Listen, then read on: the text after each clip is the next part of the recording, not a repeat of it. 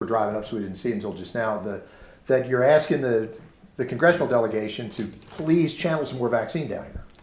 We need more vaccine. We're really getting it out quickly. I want to applaud Southern Arizona and Pima County. I think you've actually vaccinated more people than we have coronavirus cases in Pima County. So that's a good metric, but we need more. You know, we have a lot of people, Craig, that come here from all over the country and migrate from that cold weather, while the vaccine is being distributed on a pro rata basis to a state by population. And many of those folks are elderly and they're more vulnerable. So we're asking the federal government and the private sector to recognize that and to help Arizona with this very welcome but unique circumstance. Is pro rata a bad way to do it because it's blind to who's older, who has medical conditions? No, I think pro rata is probably the fairest way to do it, but you've always got to have the ability to make adjustments once you have more knowledge and information. We've got to vaccinate, if we can, every willing American. So we want to go where the people are, and what's the federal government going to do except go by population? Now, what can members of Congress do? What's their leverage here? Well, members of Congress can do their job. Members of Congress can be bipartisan and solve problems. We do need some resources around this. Now, Arizona is in a much better position than a lot of other states from a financial perspective. But as we're building these 24/7 max vaccination sites that you see at State Farm Stadium, which is where the Cardinals play, that you see at Phoenix Municipal Stadium, that you'll see in Pima County coming this month, those are things that cost money, volunteers, building infrastructure and architecture, and that's allowing us, if we had enough vaccine, we can get 12,000 vaccines out a day at one of those sites. We've got to slow schedule it at Phoenix Muni because we've only got enough inventory for 500 vaccines a day. I mean, Pima County was telling us just yesterday that just get us the vaccine. We can deal with any of the other hurdles. We're on the same page, and like I said, Pima County has demonstrated that they know how to get the vaccine out. So we're working hard. We're communicating. Of course, we're talking with the Biden administration. We're talking with both our United States senators, and we're actually talking with the heads of the companies, the manufacturers, to see if there's any way to help streamline this. You know, that's one of the other questions. I saw the president saying, well, we're going to send out another 10.5 million doses. And I wished I'd had the chance to say, well, is there the capacity to create those doses? Do you have any insight on that? Oh, for certain there's the capacity to create those doses. The president ran a lot of times talking about the Defense Production Act. I mean, this is the largest undertaking, at least according to the experts, since World War II in this country, but we vaccinate people every day. Now we just want to vaccinate everyone as quickly as possible. And of course, this is a unique product, but several companies, Pfizer at 95%, Moderna at that same type of effectiveness, AstraZeneca and Johnson & Johnson to follow. We're going to have a lot of options. How would you compare the COVID response from the administration that just left to the administration that just came in? Well, I would applaud the administration that just left. This is nothing short of a modern medical miracle that right now we're trying to get the vaccine into people's arms. And the administration that comes in, well, they're picking up where they left off, and we want to get this out there. There's been a lot of criticism about what's happened at the federal level, but we remember in Arizona when all was breaking loose in New York State, we weren't feeling it here. So there was really no way for that national uniform protocol when we weren't having the spread in the state of Arizona. There was a lot of concern around personal protective equipment, masks and gowns and ventilators and the like. We never ran out in Arizona. They never ran out in New York. There were some challenges. So I think we'll know how to better be prepared. The last time we went through something like this is 103 years ago. But I think how we should judge ourselves right now is a healthy, dynamic competition among states and among counties as to how do we get the vaccine out, not by pointing fingers at others, but just how do we share best practices and go as quickly and safely as possible. Some leaders have been critical of the federal government not directing traffic among the states, that states were competing in a way that jacked up prices, affected supplies. and so on. I think that's a discussion worth having. I think that when it came to the limited amount of supply that we had and the fact that governors were given the authority to make these decisions, the market dynamics may not have resulted in the most effective process. While at the same time, I will say what we saw as I talked to Andrew Cuomo or Charlie Baker in Massachusetts or Larry Hogan in Maryland, what they were going through in March, April, and May was dramatically different than what Arizona went through in June and July. Thank goodness I had the learning and experience on how they had dealt with some of these issues, and we were able to spend that time almost knowing the storm that was coming, hoping that it wouldn't, but preparing if it did, and we had all the supplies and capacity that was necessary. Now, in that summer storm, you found it appropriate to dial back high contact businesses, things of that nature. Now the numbers are worse, but you've seen fit not to do that. Well, I would challenge and say what we did immediately, because at first it was the fog of the pandemic, the fog of COVID-19. Nobody knew what was in front of us. We began shutting down public events right away. If you remember, spring training was canceled. Opening day was delayed and never came in the state of Arizona. Any large public gathering did not happen. So we used all the possible authority that we had at the state level. And then in alignment, these were my decisions, but they weren't my opinions. In alignment with public health experts at the national level, the coronavirus task force and the CDC, we put the mitigation steps in place of a 50% capacity in our restaurants, 25% inside our gyms with masks being mandatory, and bars couldn't open unless they converted to food service. All of those same protocols remain in place. We did experience our second wave, like much of the rest of the nation before us.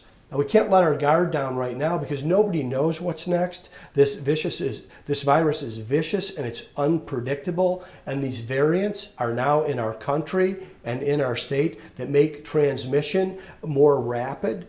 But the only solution, Craig, that we have is the vaccine. So the mitigation steps are there, but the best thing, and you don't have to take it from me, you can take it from Dr. Anthony Fauci, is to wear a mask, to socially distance, to wash your hands and stay home when you're sick. Now, we definitely hear from experts who say, oh yes, vaccinate as quickly and as widely as possible, but vaccination won't get you out of it all by itself, that you do need some other mitigation efforts, perhaps stronger than what we have now. What do you say to those guys? Well, I would say I'm listening. We've put in mitigation steps that have worked for us in the past. By any metric, right now, Arizona is trending down in terms of number of cases.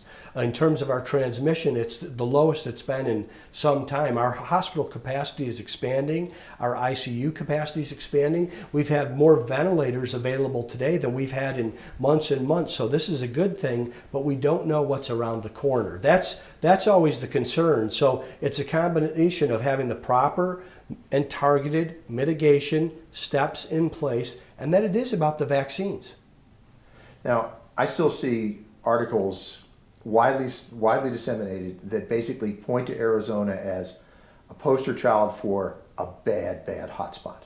What do you say when you see those? Well, I would say they're cherry picking a number at a point in time. At any state's peak, you could point out that it's that hotspot in a point in time. I got off the phone a couple weeks ago with Governor Bill Lee of Tennessee, and at that point in time, they were at the highest rating in the New York Times, and the eyes of the country were on them.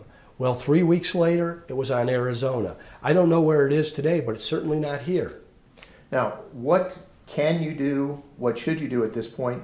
And let's apply that to the federal government too. What would you like to see them doing that they're not doing right now? Well, what I'd like to see the federal government do is hustle it up on manufacturing the vaccine. Let's have every resource, support, and tool that's available that does that, and then let's get that out to the states. And I will say people on the ground here in Arizona, our doctors, our nurses, our county health officers, our volunteers, they're working overtime and they're doing an excellent job, but we need more inventory, then we can get it into more arms. And then the other thing is just that responsibility. I know people get sick of hearing it. I try not to get sick of saying it. But it's that idea of doing the fundamentals around personal responsibility and wearing a mask. Vaccine overshadows everything so thoroughly. I should have said, what else besides more vaccine would you like to see? Well, vaccine's the solution.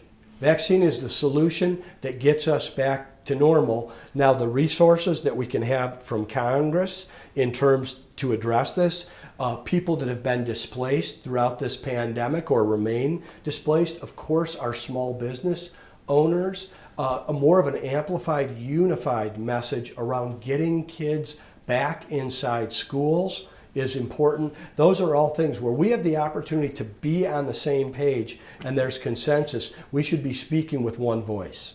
Now, you're ahead of me on that. I was about to ask you about schools. What needs to happen for you to be comfortable opening those? Well, schools should be open. They should be open right now. And you don't have to take it from Doug Ducey. Take it from the leader of the Centers for Disease Control. The safest place for a child is inside a school. And what I did with my authority as governor, in addition to directing a 24/7 vaccination site, is move teachers to the front of the line after we took care of our healthcare professionals and our elderly in congregate settings. So I want our kids back in schools, and I want our teachers safely back at the front of the classroom. You still got to wait a little bit for those teachers to acquire the immunity from the vaccine. So what would you say is a target date, perhaps? Well, schools are open and operating right now in many parts of our state. I want to see this as an ASAP project, and it should be. Craig, our kids have fallen behind.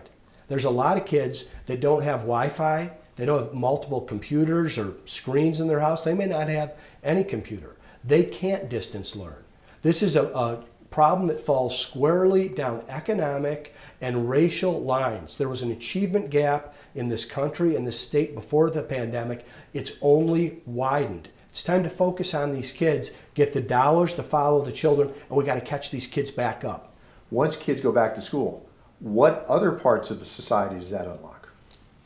Well, there's so much that happens with a child going to school, not only the good things that happen to that child in terms of their education and their socialization, but our teachers are heroes on so many fronts. Not only the knowledge that they transmit in reading and writing and math and science, it's those social skills and when a kid is in trouble. I mean, oftentimes it's our teachers that are the first reporters of child abuse because they know that child, they see them nearly every day, and they know when something's wrong. We've been so focused on the pandemic, as we should be, and we all know the statistics and the metrics, statewide, nationally, and around the world. But there's other metrics, and those are around depression and addiction and alcoholism and isolation and suicide. Those are things that are not being reported every day, with kids going back to school, with parents finding some normalcy at home and being able to go back to work with some peace of mind that their child's in a safe place. A lot of good things come together. If the virus subsides a little more in the next couple of months, would you support the idea of school extending into the summer? Because in some cases, the normal session is getting away from it. We're going to provide additional dollars. So things like summer school, one-on-one instruction, tutoring, after-school classes, acceleration academies. We've got a lot of great educators across the state. That's their matter of expertise. What they need to do that are resources. And so what I'm going to do is work with the legislature so that they have those dollars that can follow the child, and we can focus on the kids that have fallen behind and need to be caught up. So it's really all of the above on those types of tools. Once school resumes as normal, is there still going to be a whole lot of catch up for years to come? Well, there's going to be catch up, and years to come is probably a way to look at it. What we want our kids to do is graduate at grade level, sometimes around the year of, when they're 17 or 18 years old, walking across a stage in May with pomp and circumstance, playing an off to what's next, whether that's the military or community college or vocational training or one of our fine, great public universities, and we want them to be ready for what's next. So we do want to focus on catching them up, but we also have to find the tools to do it, to identify where they are and what they need, and we need to do it really child by child. I imagine there's some kids, I've heard stories from parents, their kid is locked in, focused. They actually aren't distracted during distance learning because there's nobody else in the room or the classroom. My kids would not fall into that category. Now, I know better than to ask the question of, gee, did you ever think X? But from the perspective of a governor and the sorts of things you had to be prepared to cope with, what's this been like for you? Well, this is a year that I don't think any of us could ever imagine. It shows, I think we're about the same age, Craig, what a peaceful and prosperous America we grew up in. So this has been a challenge for all of our citizens. And if I've had any good fortune through this, it's that my wife and my children and my mom and my grandmother and my in-laws are safe and healthy through this. But I know what a challenge it's been for so many Arizonans that have contracted the virus, that have lost a loved one. This has been an immensely challenging year beyond what all of us have done in traditional work settings or in the education setting or in the disruption in the economy. So I'm hopeful that we're going to get through this. I've said I know we'll get through it. It's just a matter of when, and will we be stronger on the other side, and there's work left to do. What can you do to rebuild the economy at this point, or at least set the stage to rebuild it? So I would say in Arizona, because we've had this balanced approach, prioritizing lives first, but also not having sweeping mandates that were not advised from public health officials, we don't have an economy to rebuild. We have an economy to build on. When this pandemic happened a year ago, we were ahead of 45 other states in this nation in terms of personal income growth and economic momentum. Today, Arizona's still top 5. So in terms of the public health emergency and having our arms around that and distributing vaccines, our state budget and finances, and what state brings jobs back fastest, Arizona can lead the nation. We hear stories about displaced to Arizona as people go, well, if I'm working remotely, why not here as opposed to a more expensive state? Are there ways you can make sure those folks don't migrate back when this ends? Well, most people that come to Arizona stay in Arizona. I mean, we've been one of the leading states in terms of population growth for decades. 73% of our adults in the state were born somewhere else, packed up a U-Haul truck and said, that's where I want to live. People used to come out here to retire. Now people come out here to go to school, build a life, start a business, and build a career. That's a great place to be. That's something that's the culture of our state. It's welcoming, it's inviting, it's a pioneering spirit, and I intend to keep it. At what point are you going to say, we're out of the woods? Well, that's going to be some time. That's going to be some time. I think you can see that light at the end of the tunnel. If 2020 was the year of the virus, 2021 can be the year of the vaccine and a return to normalcy.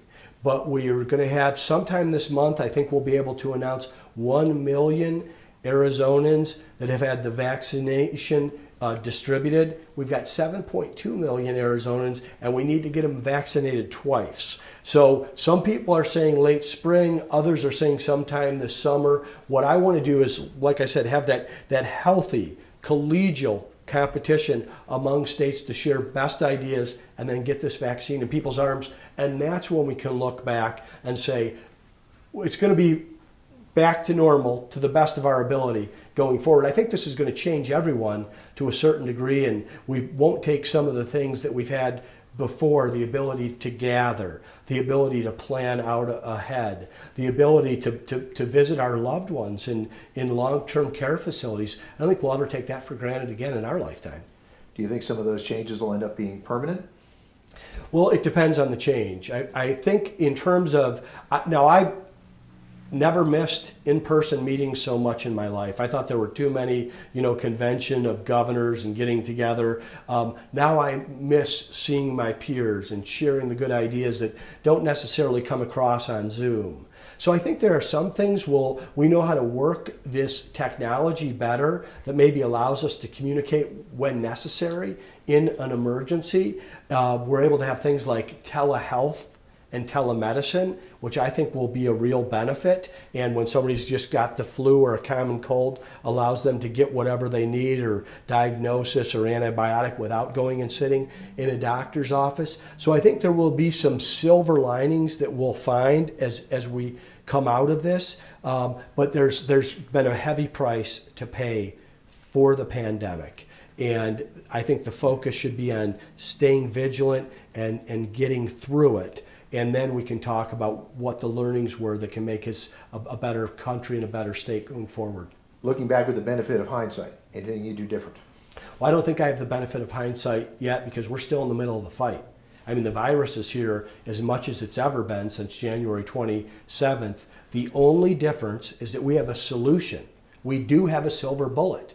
We do have a magic wand in a vaccine. So I want to get that vaccine done, and then it's normally you guys that speak on what you think could have been done differently. We're doing our best every day, all day.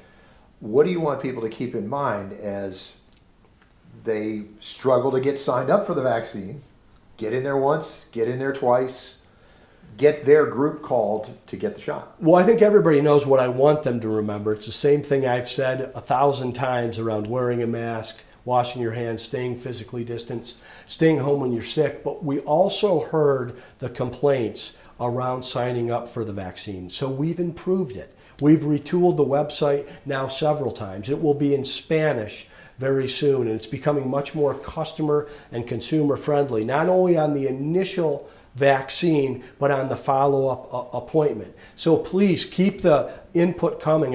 I've got some pretty critical friends on anything that happens in the public or private sector that have recently gotten the vaccination or volunteered at the 24/7 sites, and they say that it's humming and working wonderfully. I know it didn't start that way. It was us listening to the input and making the changes and saying, yes, that's frustrating, or not everybody has a computer or has access to the internet. So how do we handle it via phone, via vehicle, every tool under the sun? Because it's not only the folks in major metropolitan areas like where you and I live. Of course, we have our tribal nations. We've got special issues of trust in our minority community for the things that have happened in the past.